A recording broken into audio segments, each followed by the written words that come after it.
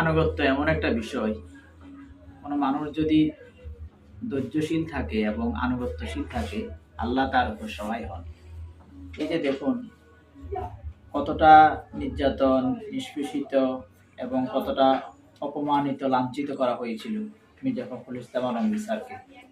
তিনি একজন শিক্ষক ছিলেন এবং তিনি একেবারে তৃণমূল থেকে রাজনীতি করে এসে বিএনপির দুঃসময়ে অনেক জাতাকল, অনেক কষ্ট তিনি সহ্য করেছেন।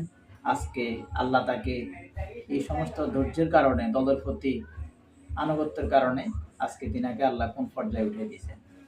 তো অভিনন্দন, আমাদের একজন শিক্ষক থেকে আমরা একজন রাষ্ট্রপতি পেয়েছি এবং বিএনপির দীর্ঘদিন তিনি ভারপ্রাপ্ত মহাসচিব ছিলেন মির্জা ফখরুল ইসলাম আলমগীর স্যার।